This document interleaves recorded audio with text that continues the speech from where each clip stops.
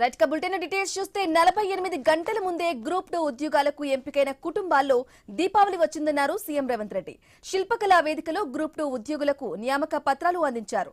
గత పాలకులు వారి కుటుంబం కోసమే ఆలోచించుకున్నారని, యువ విద్యార్థులను పట్టించుకోలేదన్నారు ముఖ్యమంత్రి.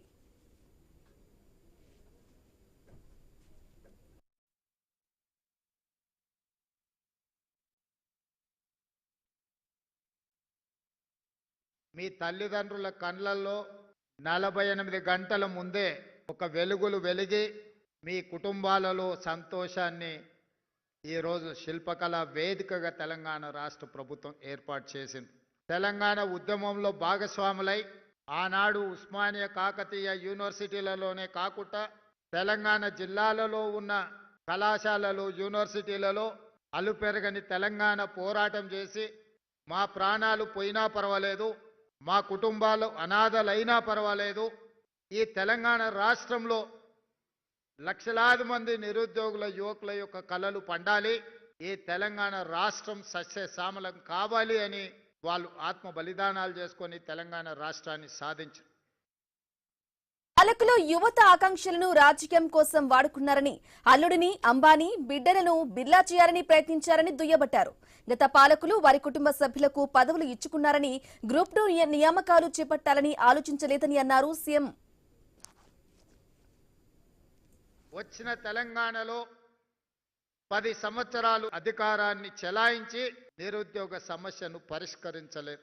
నిజాం నవాబుతో పోటీపడే ప్రపంచంలోనే ఈనాటి భాషలో పోల్చాలంటే అదానీ అంబానీలతో పోటీపడి అల్లుడిని అంబానీ చేయాలి, బిడ్డను బిర్లాను చేయాలి అనే కలలు కంటూ 10 సంవత్సరాలు పరిపాలన కొనసాగించింది. ఈనాడు 1,00,000 కోట్లు గోదావరిలో పోసి నిర్మించిన కాళేశ్వరం కట్టడం కూలడం 3 సంవత్సరాల్లోనే జరిగిపోయింది. ఫామ్ హౌస్లో 1 ఎకరానికి ₹1,00,00,000 పండించే విద్య ఆ నాయకులకు తెలిసినప్పుడు తెలంగాణ రాష్ట్ర రైతాంగానికి ఆ విద్య ఎందుకు నేర్పలేదు?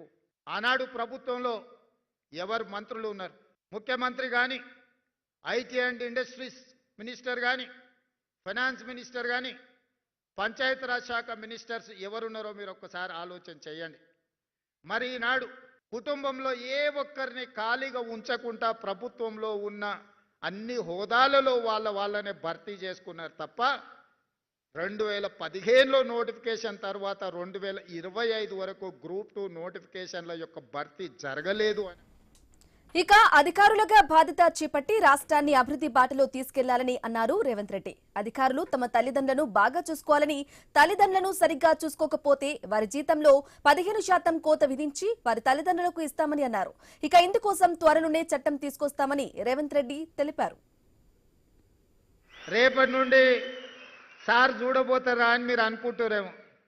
తప్పకుండా చూస్తా. ఎవరన్నా తల్లిదండ్రులను చూసుకోకపోతే మీ జీతంలో 10-15% కోత చేసి మీ తల్లిదండ్రుల ఖాతాలు వేస్తా. చట్టమే తెస్తున్నా, ఆ చట్టాన్ని మీతోనే రాపిస్తా. తల్లిదండ్రులను చూసుకోని వాళ్ళ జీతాల నుంచి 10-15% జీతంలో కోత విధించి మొదటి నాడు మీ అకౌంట్లో ఎట్లయితే జీతం పడుతుందో మీ జీతంలో నుంచి ఆడబిడ్డ అయినా మగబిడ్డ అయినా ఆ జీతం తల్లిదండ్రుల ఖాతాలకు పోయేటట్టు ఖాతా తెరిచి మీ జీతాలు మాత్రం అక్కడికి బదిలీ చేస్తా.